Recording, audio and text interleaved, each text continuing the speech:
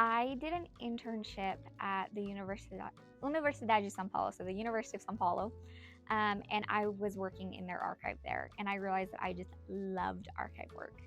Um, Loved every element of it. I feel like it's kind of like a mix between family history and like reality TV because you're learning a little bit about everything all at the same time, and you're always shocked. Um, and I realized that I wanted to have a big archival element as part of my thesis. So looking around campus and seeing where I could possibly fund that archival trip, it was a no-brainer to come to the library. The library has so many different scholarships and opportunities. And I also knew that I needed some serious mentoring and help with this project. It wasn't something I'd be able to figure out myself. So I scheduled a meeting. I didn't even send an email. I scheduled like the meetings where they have all the time slots with Matt, and I'd never met him before. And I came into his office and told him, I really want you to help me secure this grant, and I really would like to work with you. And he was so kind to me. I think sometimes we have mentors that find us, and other times we have to find our mentors. And there's so many people willing to help us here at BYU who just need us to ask. And Matt was one of those cases. So I asked for some help, and he really made it possible for me. He talked to a million people. The process was changing a little bit for the experiential learning grant at the time. And he really advocated for me and believed in me and my project. And that was something that was huge. That's huge in a mentor. Everybody needs somebody that believes in them and their projects. So part of my experiential learning grant is that it had to have a major library component. And so I knew that I not only wanted to find things in Brazil and bring them back to write my master's thesis, but I also wanted to display them for the library. So we decided that we would do an exhibit upon coming home. We weren't exactly sure what the exhibit would look like, what it would entail. It depended a lot on findings. We were able to schedule out this library exhibit as part of my way of repaying back the scholarship that I got to go to Brazil. So my money was used for my travels to Brazil, so lodging, food, archival fees for some private ones. It funded my trip all the way there, as well as it's also funded some of the things that you'll see in our exhibit, so material-wise. I think it's instilled confidence in myself in some ways. I think it's been a great experience for me to realize that I can actually do things. Academia can be a really hard, kind of weird area to be in because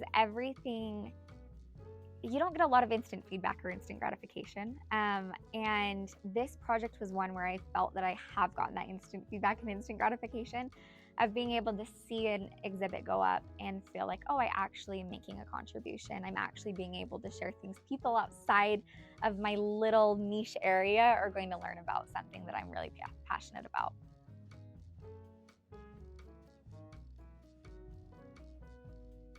First thing I think is do your homework. So figure out what you want to do, come up with a project, and then don't be afraid to knock on some people's doors or schedule some online times with people you've never met and introduce yourself.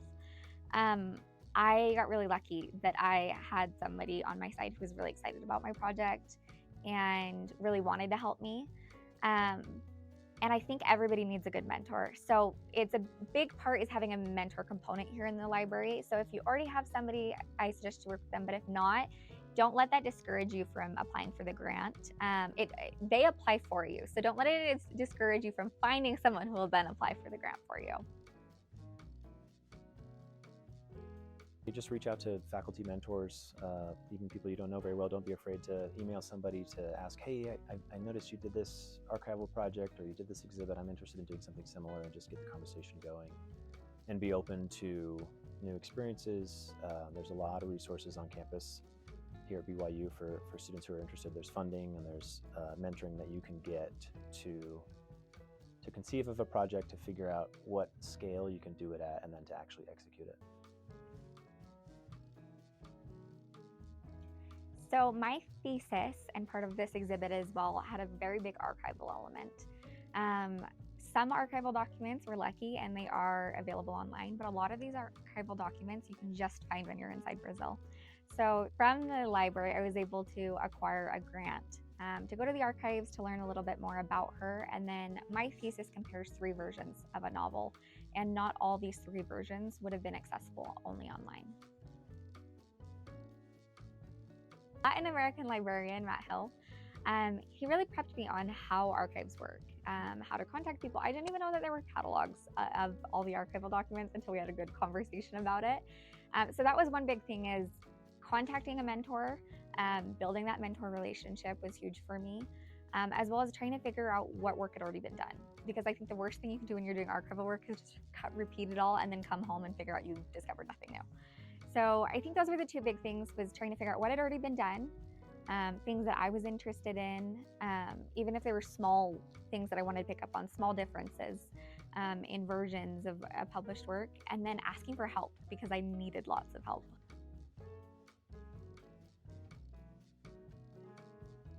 I think the hardest part for me is just the nature of archive work.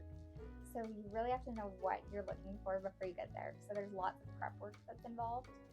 You can't just show up to an archive and say, I want everything on this person. It doesn't work that way. You have to go through all the catalogs beforehand. You need to look up other sources. You have to see what other people have cited before. So I think just the nature of archive work, I think, is probably the most challenging thing. And then not being hard on yourself while you're in the archives, that you can only be looking at so much for so much time. You can't determine what you're going to be able to find. So I think just the nature of archive work. In a similar vein, trying to figure out what was out there, where our time was going to be best spent. It was very much a process of trial and error, as Xana can attest, in terms of where to focus our efforts, what archives to go to, how to plan our time. And I think it was a great primer, and I think we both hope to go back and do a little bit more digging now that we have our bearings a little bit more in those archives. I started my trip in Rio de Janeiro, so Rio, and I was at the National Library there. And at the National Library, I was able to acquire the majority of the literary written works that were published in newspapers. They have a huge collection, and they have microfilms of things that aren't available online. So being there was huge for me. After that, I met up with Dr. Jones and his research assistants in Maranhão. I'd already been there for a day, and then I met up with them.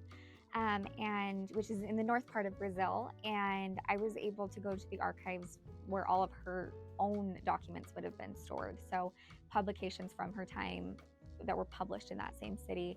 I also was able to go see her hometown, so I was able to see possible places of where she lived, or there's only one church in her hometown still, so we know that she must have been baptized in that church, things like that. So it's fun because I was able to see the archive documents, but then also be in the exact same place and be able to imagine where these things were taking place. The 3 versions of Gupeva, the novella, were things that I found. I'm still wanting to find more things on them because some of the editions are missing and haven't been discovered yet. So I'm planning another trip back after doing lots more research and trying to figure out who has them. But that was a big thing. We were able to see her birth and baptism justification documents, which were really cool. They're held in a very small archive. Let's see what else. Tons of poems she was writing. So you're seeing how the poems are appearing. And it was very cool to be able to see and contextualize them within the newspaper. So you're seeing at the same time she is writing poems about abolition, you're seeing runaway slave ads in the newspaper. So it was very interesting to be able to contextualize her and then see what else was going on that didn't necessarily involve her but was around her.